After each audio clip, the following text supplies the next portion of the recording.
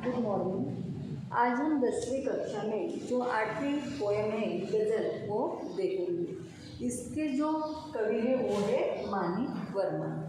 देखो, गज़ल एक काव्य प्रकार है। जिस प्रकार दोहा, चौपाई जैसे हाइकू, इस प्रकार जो काव्य प्रकार है उसी प्रकार में गज़ल एक काव्य प्रकार है। गज़ल एक अरब काव्य प्रकार है और इसको जो गज़ल लिखते हैं उसे हम गज़लकार कहते हैं।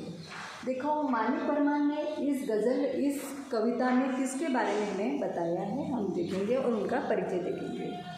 उनका परिचय 1938 मध्य प्रदेश के उज्जैन शहर में उनका जन्म हुआ है और उनके जो गज़लें होती है वह बहुत ही प्रेरणादायी होती है, जिससे समाज में लोगों को प्रेरणादायी दी जाती है और समाज में परिवर्तन लाया जाता है। देखो, प्रस्तुत गज़ल एक अधिकांश शेरों में वर्मा जी ने हमें सबको जीवन में निरंतर अच्छे कर्म करते हुए आगे बढ़ने के लिए प्रेरित करना है। यानी हमें मानव जो धर्म मिला है या जन्म मिला है उसमें हमें निरंतर अच्छे कर्म करने के लिए प्रेरित किया है। गज़लकार हमें ये भी संदेश देते हैं कि अपने रूप रंग से सुंदर दिखने के बजाय अपने कर्मों से सुंदर देखना आवश्यक है। यानी गज़ल, इसमें जो गज़लकार है मानिक वर्मा, इसने बताया है कि हमें जीवन में निरंतर अच्छे कर्म करने चाहिए। रूप रंग से अच्छे दिखने से बजाय हम अपने कर्मों से समाज में पहचाना जाए, इस कविता में हमें बताया है। देखो, पहला देखो, आपसे किसने कहा स्वर्णिम शिखर बनकर दिखो, शोक दिखने का है तो न्यू के अंदर दिखो। जैसे इसमें स्वर्णिम यानी ये सोने के रंग के जैसा, और शिखर यानी चोटी, न्यू यानी आधार, जिसे मराठी में हम पाया कहते हैं, जिसके ऊपर इमारत खड़ी रहती है। इससे कवि कहते हैं या गज़लकार मानिक वर्मा कहते हैं कि सभी को वाह प्रशंसा सभी अच्छे लगते हैं। जो शिखर है, शिखर की चोटियाँ, जो सुनहरे रंग सभी को अच्छे लगते हैं, लेकिन जो शिखर है, जो बड़े बड़े इमारत है, वो किसके आधार पर होती है? नींव के आधार पर होती है। और नींव है किससे बनते हैं? ईंटों और पत्थरों से बनते हैं। इसी माध्यम से हमें बताना है कि हमें वाह प्रशंसा को मोहन करते हुए हमें समाज में नींव बनकर रहना चाहिए या किसी का आधार बनकर रहना चाहिए। अब दूसरा देखो, चल पड़ी तो गर्द बनकर आसमान पर लिखो, और अगर बैठो कहीं तो मील का पत्थर देखो।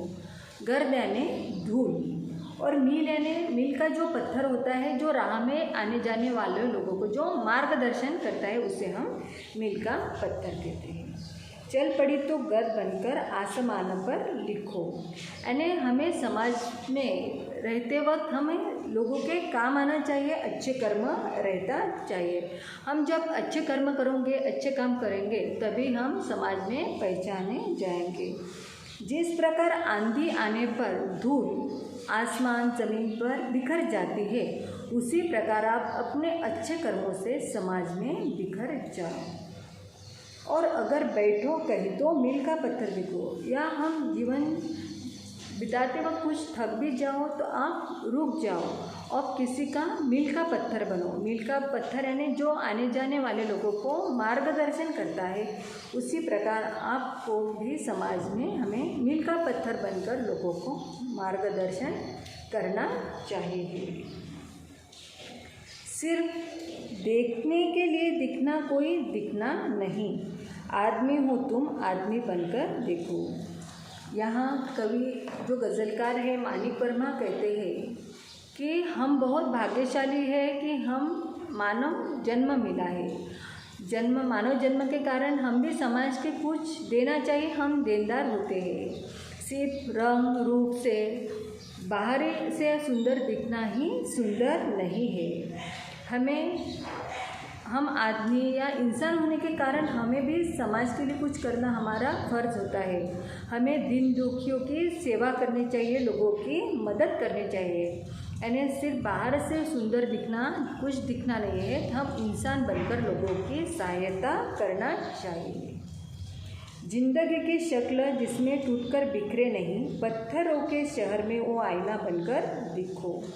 शक्ल यानी चेहरा, जिंदगी में, यानी लेखक कहते हैं कि जीवन बिताते वक्त कुछ भी परेशानियाँ आए, प्रतिकूल परिस्थितियाँ आए तो हमें बिखरना नहीं चाहिए, टूटना नहीं चाहिए। हमें अपने लक्ष्य को पाकर रहना चाहिए, हमें अपने हौसले बुलंद रखना चाहिए, हमें आगे बढ़ना चाहिए। इस प्रकार इस माध्यम से कवि ने हमें बताया कि हम समाज के लिए कुछ अच्छे कर्म चाहिए। ऐसा नहीं कि आप बाहर से कितने भी सुंदर हो तभी आपको लोग पहचानेंगे, तो आपका जैसा कर्म हो उसके हिसाब से आपको समाज में पहचानना चाहेंगे और हम समाज के देनदार हैं।